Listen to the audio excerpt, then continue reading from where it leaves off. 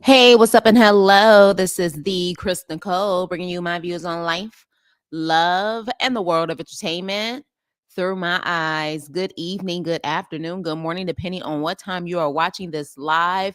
Hello, crew. Hope all is well. Make sure you hit the likety like button on the way in. So, I had the pleasure, and yes, I say pleasure, of watching a movie this weekend, which is very rare based on how busy I am. But I made sure I watched this movie called Sinners. Okay. It is written, directed, and produced by Ryan Coogler. Ryan Coogler, Fruitvale Station, Ryan Coogler, Creed, Ryan Coogler, Black Panther. Okay. So this is his new movie called Sinners. And if I had to rate this actual movie, I would give it a solid A. Okay. And I would give it a solid A for many reasons. But the reason why I won't give it an A plus, and I'm gonna let you know why I'm not gonna give it an A plus, but I definitely give it a solid A. But a lot of people assume, just like me, that this was going to be a scary movie, a horror movie that's going to make you like jump out of your seat, scream at the top of your lungs, cover your face. It didn't do that, at least for me. If anything, what it does do is just give you a little taste of what Black Americans go through. This is our scary movie. This is our horror movie. This is us and what we dealt with even back in the slavery days, the Jim Crow days, and even today. So this takes place in actual Mississippi, and I believe the actual year was 1932 is when it takes place. So definitely Jim Crow era indeed. Okay. One thing that I really loved about this movie was the cinematography. The visuals, absolutely amazing. Whoever did the cinematography, whoever did the set design, whoever did the costume design. Actually, I know who did the costume design. The same lady who did Black Panther, which is, her name is, I believe, Ruby Carter. She did the costume design, the choreography, all top notch. I would not be shocked if they get nominated for any of those that I just mentioned for an Academy Award. And I'm serious about that. And if none of them do, it's for other reasons, because the reality is this probably will make certain people feel uncomfortable. Okay? It will probably make people feel uncomfortable, just like When They See Us made people feel uncomfortable. Got nominated, but how many did it actually win? Okay? Because I personally feel like they'll sometimes give nominations, but when you actually win them, it makes it seem like you are okay and accepting everything that was in those actual movies and TV shows, which can be very uncomfortable for certain people. But again, I'm going to think positive about cinematography, set design. Absolutely loved it. Now, it starts off with a visual, of course, in the church back in the day. Now, I'm not going to give a lot of spoilers. So just let you know now, this is not going to be a major spoiler alert. I want everybody to see the movie. I truly want everyone to see the movie. And not only that, once you see the movie, please come back and leave your comments below for those who have not seen the movie. But it starts off with this visual, and it starts off with the one, not necessarily the main character, because the main character, of course, is Michael B. Jordan. But it starts off with, I would say, the co-star coming in looking disheveled, looking like he has been through hell and back. And of course, he's walking into this church, which is his family's church. Okay.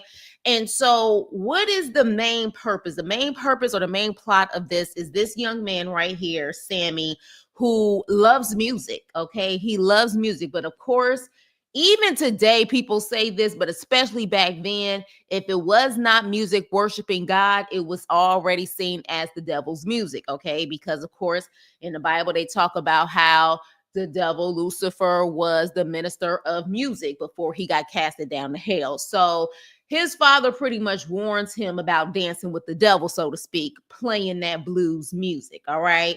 Now, the reality is, though, his cousins, which are played by Michael B. Jordan. Michael B. Jordan is playing, of course, both. And they definitely, Michael B. Jordan did a phenomenal job. But one thing about it, Michael B. Jordan and Ryan Coogler have a great friendship and a relationship that I don't think there's any actual movie that Ryan's going to have Michael in that he's not going to make sure that he shines. I feel like both of them are trying to aim in getting Oscar nominated and winning Oscars. So they're going to make sure that they're going to do the best on both sides.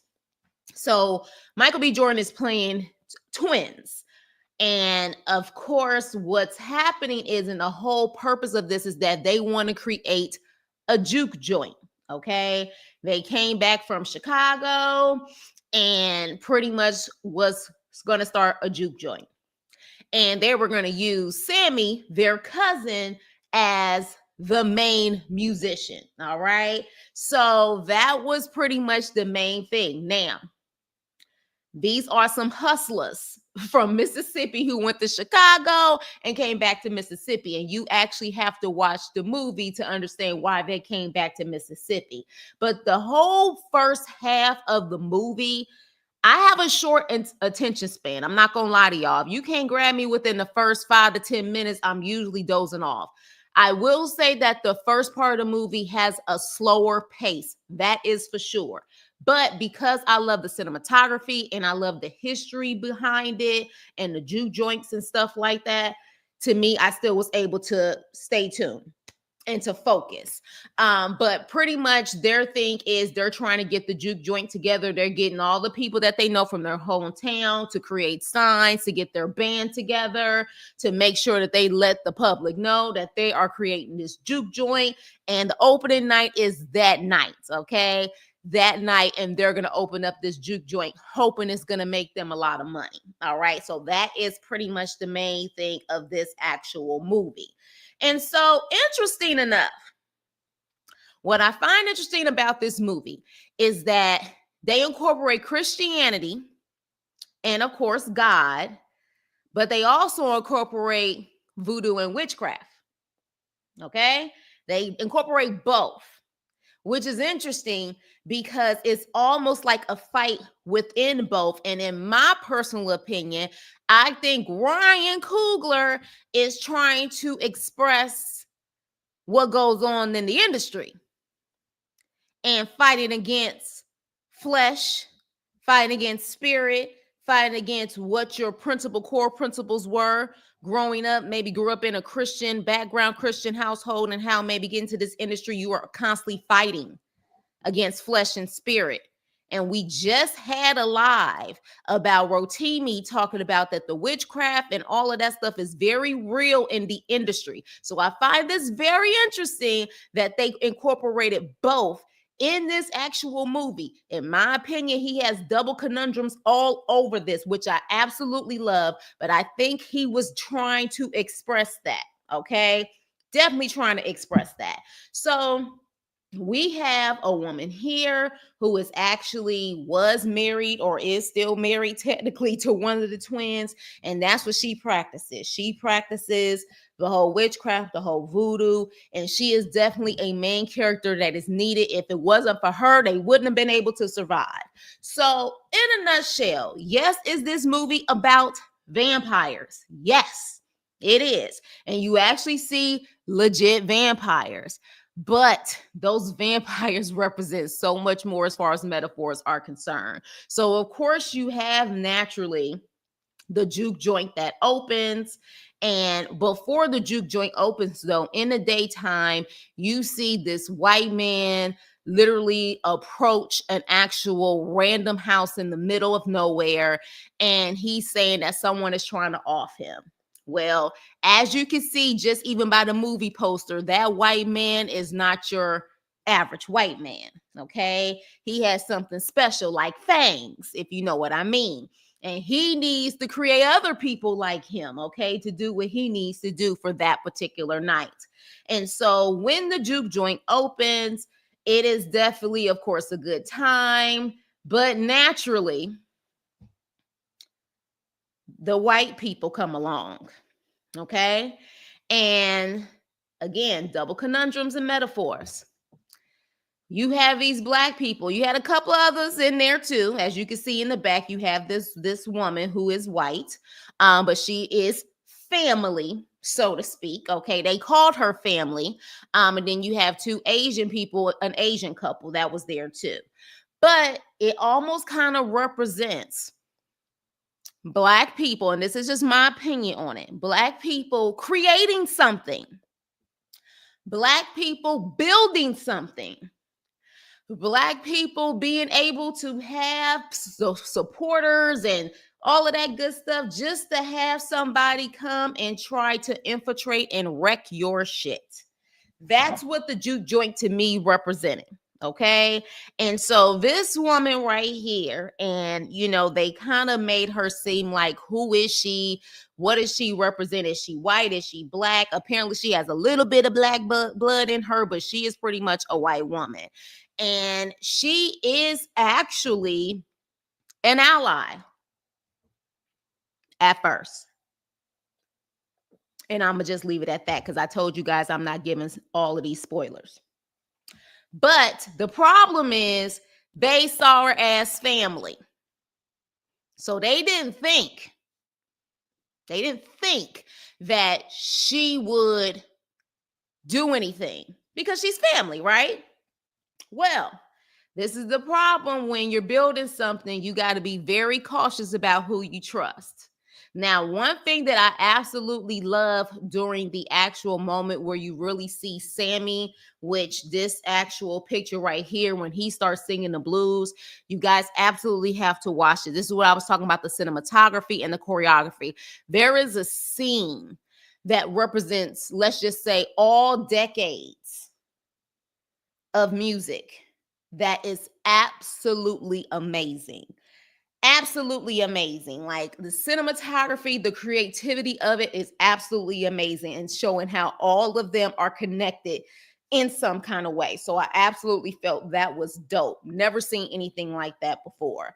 But with that being said, they end up having one hell of a night.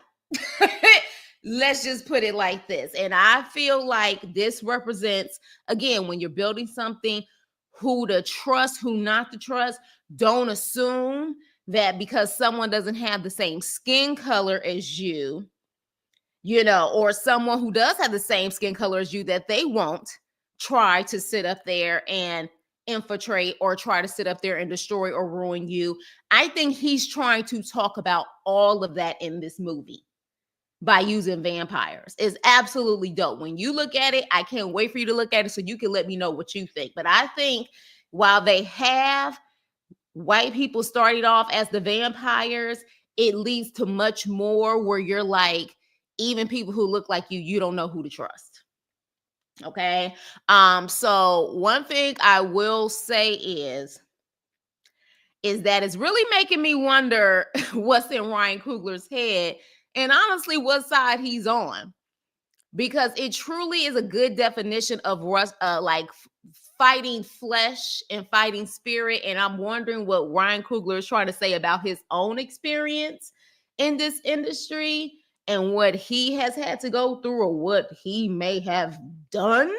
I don't know. But what I do know is, I'm like, he created this movie, or he wrote this movie after. This is not before Fruitvale Station. This has been literally years of him being in the industry, and this is after Black Panther, his biggest movie to date. All of his movies have been blockbuster worthy in some kind of way, but of course Black Panther was it. So it's making me wonder what's going on with him and why he wrote this movie. But at the end, I'll just say this. At the end of the movie, it really shows that sometimes people are willing to sacrifice people, or sometimes people are willing to sacrifice themselves. But the ending also shows that some people are willing to sell their souls for what they really love. I'll just say that, because there is a powerful scene at the end when they go through all of the drama they go through that night, okay, trying to survive. That at the end of the movie, it is still literally, am I going to choose the devil's way? And which would be the way of music and going for what I love to do? Or after everything I went through that night, and how everything was pointed towards me of trying to take my mind, my spirit, my ideas, and everything else. After everything I went through, do I give it up and choose God's way? That literally is like the ending of this. And you'll have to see the movie, of course, to actually know what decision was made. I think you could take a guess, though. I think you could take a guess and let me know if you actually know what the actual ending is based off of that. Does he choose the way of the world, or does he choose God's way? Very interesting. I would like to know what y'all opinions on it are. But I will say that this is a movie that I feel everyone should watch. I did not want to give a lot of spoilers because I feel like if I told the movie to you guys from beginning to end, then you won't go see it. And you have to see it. Like, it's one of those movies. It's like Get Out vampire version. Because, you know, Jordan Peele made a whole new genre of horror that everybody has been trying to duplicate. And a lot of people have been unsuccessful with duplicating it. But Ryan Coogler was able to execute it, and execute it well. Okay, he was definitely able to execute it well. Why am I not giving it an A+ as if it's absolute perfection? There's a scene with Native Americans in it that I felt like they could have used them more, but it's like literally a scene that only has them for maybe like 1 minute and then they're gone and we never see them again. And I personally feel like they could have done a lot more with that. And I also wanted to know why, and at least I didn't feel like, and again, this is actual movie that you may want to watch more than once. I want to know why in particular they were coming after this particular black man. To a certain extent, I know because he said it. He said it, but at the same time, I don't know. It just to me wasn't enough that it had to be that particular guy. But he definitely does imply, and this is like a spoiler alert, he does imply that he wanted his ideas and he wanted his mind. But at the same time, there's plenty of people who have brilliant minds. Why him in particular? You know what I'm saying? Of all people, especially there in Mississippi. So again, I don't know. I think it would have been dope if maybe there was some type of connection from like that Sammy's past, where maybe somebody in his generations from the past came to collect or sold their souls, and then this guy came in to collect from Sammy, maybe. I think maybe something like that, but I just felt like, why that guy in particular? Okay, yeah, we can go with the whole brilliant mind idea, which is making me wonder, Ryan, are you saying that people try to steal your ideas and people trying to get into your mind? Like, what are you trying to say, bruh, in this whole situation? But I'm still curious as far as the movie. Why? Why him? And it could have been dope that pretty much this guy came in because somebody from his past in his family bloodline sold their souls and the devil came to collect. That would have been pretty dope. So definitely, I would like to know if any of you guys have seen Sinners. Let me know what you think. Do you plan on seeing Sinners? I want us to continue the conversation. I highly recommend, I don't care what background, what color, what race you are, go watch this movie. I feel this is probably going to be one of the top movies of 2025. And I'm so serious. So serious. Like, I understand that we haven't even gotten to the summer yet, because you know summer usually has big blockbusters and of course Christmas time, but I feel like this is going to be the top 5. Hell, maybe even the top 3. Honestly, I truly feel we are going to have a great year as far as a black filmmaker, Black writer, Black actors, Black cinematography. Well, I don't know if the cinematographer is Black. I do know the costume designer is Black. Hopefully we have another very powerful minority represented Academy Awards next year. Hopefully. But I absolutely love this movie. It definitely gave me everything that I needed.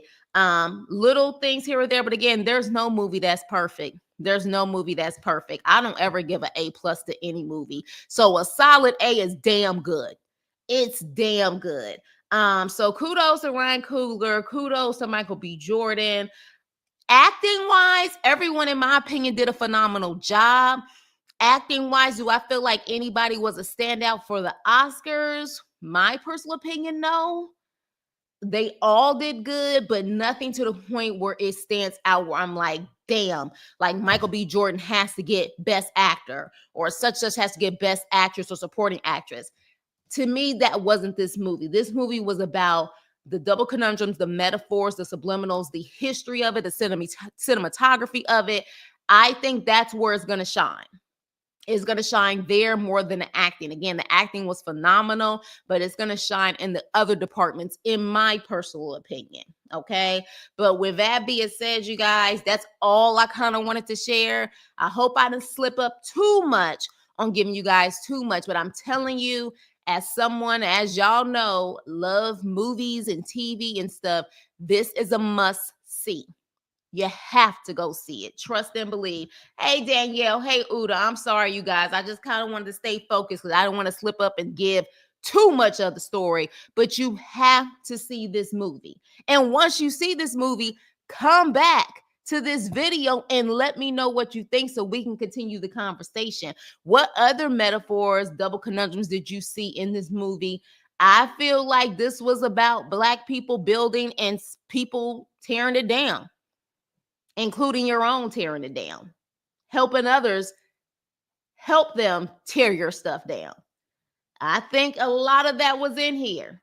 A lot of good versus evil, a lot of selling your soul stuff. I think all of that was in here. And that's interesting that Rotimi just talked about this, and we talked about this on a live, and now there is an actual movie in a very, very intelligent, very, subtle way of expressing that. But that's my take on it. I would love to hear your review on this. So with that being said, you guys, please like, share, and subscribe.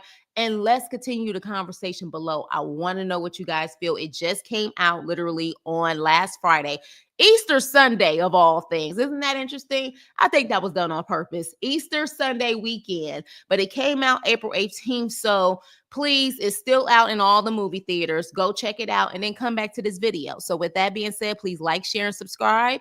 And I will see you on my next video. Toodles.